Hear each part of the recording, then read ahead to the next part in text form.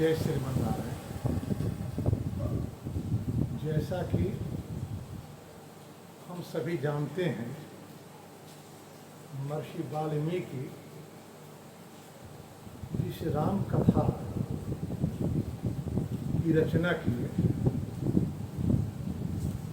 उस ग्रंथ का 3 नामकरण उन्होंने किया।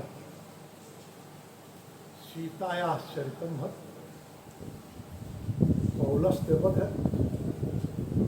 एवं रामायण। तो सीतायाश्चरितम् वध को प्रथम स्थान उन्होंने दिया।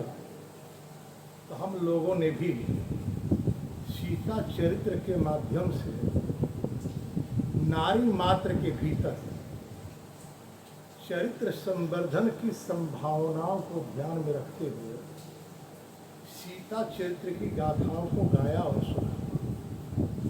कल हमने आपसे निवेदन किया था कि अब रामचरित्र के माध्यम से पुरुष वर्ग में शील संवर्धन का प्रयास किया जाएगा।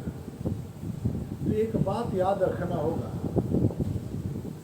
कि हमारी जो स्थिति है वह केवल और केवल हमारे कारण नहीं है। इसमें हमारे पीढ़ियों की परंपराएं, पीढ़ियों का प्रयास भी सम्मिलित है। राम का अवतार भिन्न भिन्न कारणों से हुआ। राम जन्म की हेतु अनेका को शामिल करते हैं। कोई कहता है कि महाराज मनु और शत्रुपा के तपस्या के फलस्वरूप भगवान राम को उनके पुत्र के रूप में आना पड़ा।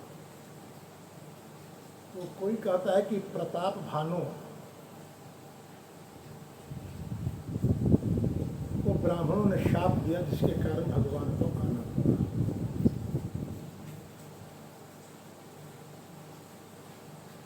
मैं कहूँगा कि राम से 28 पीढ़ी पूर्व महाराज अनरण्य की कल्पना, उनकी अंतः प्रेरणा और उनके द्वारा किए गए पुण्य कर्मों के परिणाम स्वरूप राम का अवतार। राम की खोज प्रथमतः महर्षि वाल्मीकि ने की, एक भगवान के रूप में नहीं बल्कि एक राजा के रूप में। जिस प्रकार के राजा की खोज महर्षि वाल्मीकि को है,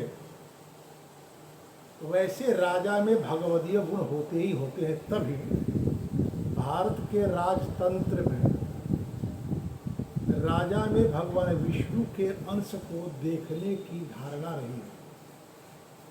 जैसा कि हम सभी जानते हैं कि महर्षि वाल्मीकि देवर्षि नारद के पास जाकर पूछे थे कि वर्तमान समय में कौन ऐसा एक व्यक्ति है जो सर्वतोः गुणों से परिपूर्ण है। जिसका उत्तर देते हुए देवर्षि नारद ने कहा, इक्ष्वाकु वंश प्रभवो रामो नाम जनै श्रुतः नियतात्मा महावीरो द्युतिमान धृतिमान वशी। इक्ष्वाकु वंश में जन्म लिए हुए जो राम के नाम से लोक श्रुत हैं, वे नियतात्मा अपने आत्मा को अपने अधिकार में रखे। महावीरियो, महाबलशाली है। द्युतिमान, द्युतिमान है, कांतिमान है, धृतिमान, धारणा शक्ति उनमें बहुत अधिक है। और वशी, स्वानुशासित है। एक मन में जिज्ञासा आती है कि इक्ष्वाकु वंश की परंपरा में महाराज रघु जैसे प्रतापी राजा होने के बाद इक्ष्वाकु वंश को रघुकुल के नाम से भी ख्याति मिली। फिर राम को लेकर के देवर्षि नारद रघुकुल की बात न करते हुए इक्ष्वाकु की बात करते हैं क्यों? महाराज अरण्य भी और रघु के पूर्ववर्ती है, तो वे इक्ष्वाकु वंश से परिचय देते हैं राम का, तो बात समझ में आती है। लेकिन देवर्षि नारद रघु की बात न करते हुए इक्ष्वाकु की बात से बात शुरू करते हैं। तो कोई भी परंपरा अपने स्थापना काल से लेकर वर्तमान तक आते आते नानाविध संक्रमणों से संक्रमित होती रही है, हो जाती है। असमंजस आदि को देखा जाए, सागर के पुत्रों को देखा जाए, तो यह स्वीकार करने में कहीं किंचित मात्र भी असुविधा नहीं होगी कि इक्ष्वाकु वंश की परंपरा भी संक्रमित हुई है। राम और रघु से न जोड़कर सीधे इक्ष्वाकु से जोड़ने का उद्देश्य स्पष्ट है कि जिस तरह से इस वंश के स्थापना के समय में जो मौलिकता थी वो सारी मौलिकता राम में विद्यमान है।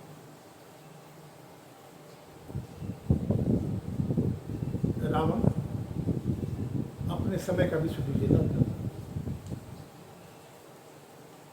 बहुतेरे राजाओं के पास गया, या तो आप युद्ध करें या पराजय स्वीकार करें। राजागण युद्ध के बदले पराजय स्वीकार करने में अपनी भलाई समझी, परंतु इक्ष्वाकु वंशीय राजा महाराज अनरण्य ने ऐसा नहीं किया। यह जानने के बाद भी कि रावण ब्रह्मा के वरदान से बली है, इस पर विजय पाना दुष्कर है, फिर भी उन्होंने युद्ध का जो परिणाम होना था वही हुआ। महाराज अनरण्य मारे गए, परंतु एक संस्कृति उन्होंने सुरक्षित रखी। आने वाली पीढ़ियों के भीतर शौर्य की संभावना उन्होंने डाल दी, और मरते समय उन्होंने कहा रावण से कि रावण, इक्ष्वाकु परिभावित्वाद वचो वक्ष्यामि राक्षसः यदि दत्तम यदि भूतम यदि मे सुकृतम तपः यदि गुप्ता प्रजा सम्यक तदा सत्यम वचोस्तु मे। हे राक्षस राज रावण, मैं इक्ष्वाकु वंश की परंपराओं की साक्षी लेकर मैं तुझसे कह रहा हूँ, यदि मेरे द्वारा सम्यक प्रकार से दान दिया गया है, यज्ञ में आहुति दी गई है, तपस्या की गई है, अन्यान्य पुण्य कर्म हमारे द्वारा किए गए हैं, और प्रजा का न्यायपूर्वक पालन किया गया है, तो मेरी बातें असत्य नहीं। उत्पत्स्यते कुले यस्मिन् इक्ष्वाकुणां महात्मनां, इस महान इक्ष्वाकु वंश की परंपरा में जो महात्माओं की परंपरा है, रामो दाशरथिर नाम, दशरथ के पुत्र के रूप में राम होंगे, सते प्राणन हरिष्यति, तो यही आपके प्राणों का हरण करेंगे।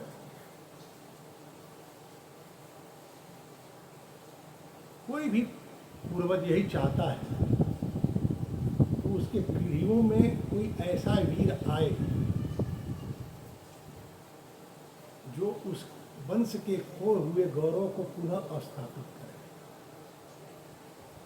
दुर्भाग्य की बात है कि आज की युवा पीढ़ी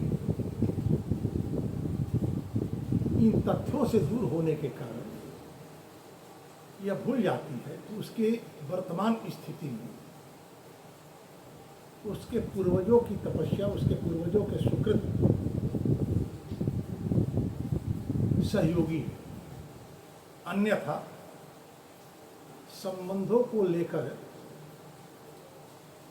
आज की युवा पीढ़ी स्वेच्छाचारिता पूर्वक अपना निर्णय नहीं देती। कभी भी किसी भी व्यक्ति को यह अधिकार नहीं है कि वो अपने परंपराओं की मर्यादा को छिन्न भिन्न करने के लिए कोई भी कार्य करे। अर्जुन ने भी तो यही सोचा